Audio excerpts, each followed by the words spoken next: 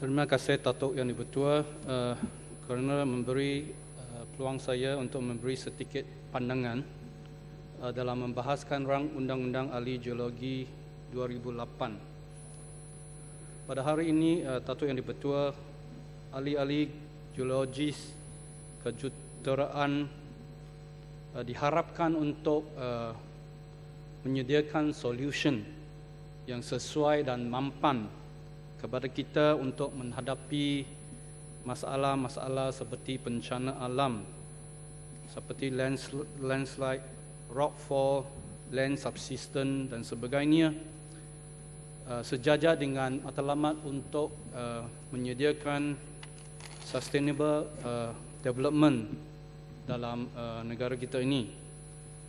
Dan saya rasa cabaran yang utama adalah untuk menyediakan satu suasana di mana pembinaan ataupun pembangunan dapat disesuaikan dengan alam sekitar kita.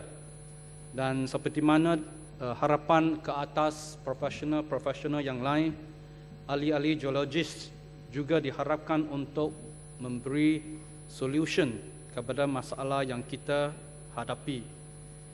Dan melalui rang undang-undang ini, peranan ahli-ahli geologi diberi pengiktirafan dan tanggungjawab yang lebih penting dalam pembangunan fizikal negara ini.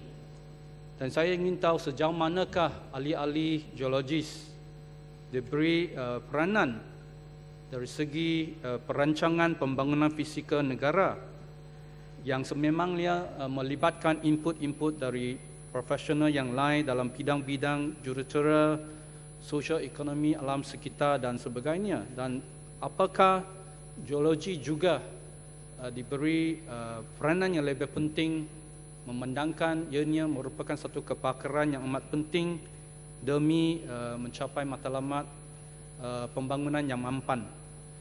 Dan Datuk Yang Di-Pertua, saya juga ingin menyoalkan sama ada kerajaan negeri dan pihak-pihak berkuasa tempatan dalam struktur organisasi mereka yang membabitkan meluluskan pembangunan di negeri dan di kawasan BBT ini, sama ada dalam projek-projek pembangunan perumahan, industrian, pelancongan, projek-projek alam sekitar dan infrastruktur awam.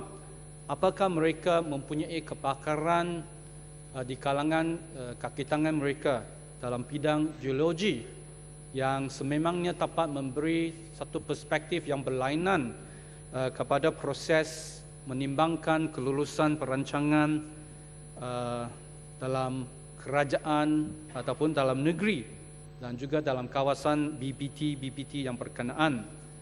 Dan saya berharap ahli-ahli geologi dapat juga dilibatkan dalam proses perancangan, dalam penyediaan plan-plan struktur dalam negeri ataupun plan-plan tempatan dalam pihak berkuasa tempatan, dapatlah diberi tempat yang sesuai untuk mereka menyumbang ke arah penyediaan struktur plan atau plan-plan tempatan yang mencapai matlamat yang saya katakan tadi.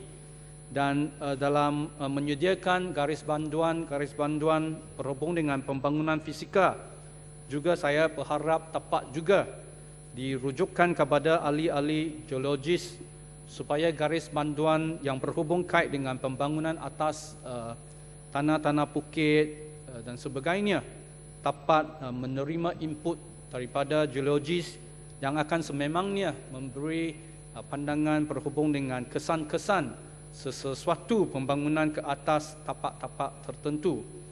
Dan akhirnya saya juga berharap yang juga dalam tanggungjawab kementerian yang sama, iaitu dalam keperluan untuk menyediakan EIA atau kajian EIA, Environment Impact Assessment ini, saya berharap jugalah dapat memasukkan input-input daripada ahli-ahli geologis semasa kajian-kajian EIA disyaratkan untuk sesuatu pembangunan.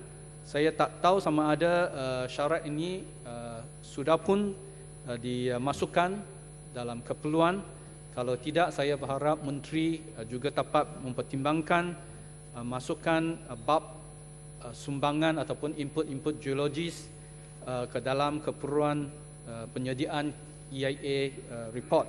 Dan bagi perkara-perkara yang saya bangkitkan tadi dalam kerajaan negeri dan pihak berkuasa tempatan, saya juga berharap Menteri dapatlah membawa perkara ini ke arena yang sesuai untuk dipertimbangkan. Sekian.